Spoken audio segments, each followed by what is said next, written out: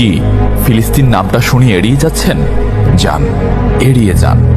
কেননা ফিলিস্তিন তো আর আমাদের বাংলাদেশ না। কোনো সমস্যা নেই, এড়িয়ে যান। কিন্তু একটা কথা মনে রাখবেন, সেই কাল কিয়ামতের দিন যখন আল্লাহ আপনাকে প্রশ্ন করবে, তখন কি করবেন?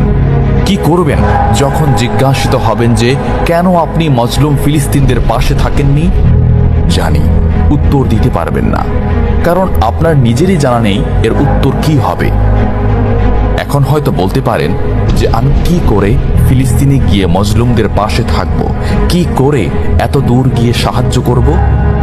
হ্যাঁ, এইরকম প্রশ্ন যদি আপনার মনে উদয় হয়ে থাকে, তাহলে অবশ্যই আপনার মনে অলসতা আর বজ্রে ভরা।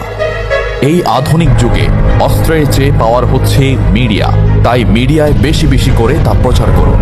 হ্যাশট্যাগের মাধ্যমে প্রতিবাদ করুন।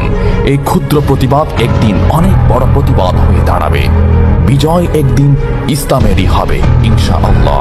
এটা আমার কথা নয়, এটা এই মহাবিশ্বের প্রভুর কথা। একটা কথা মনে রাখবেন, ক্ষুদ্র ক্ষুদ্র বালিকণা, বিন্দু বিন্দু জল গড়ে তুলে পাহাড় পর্বত, সাগর অতল।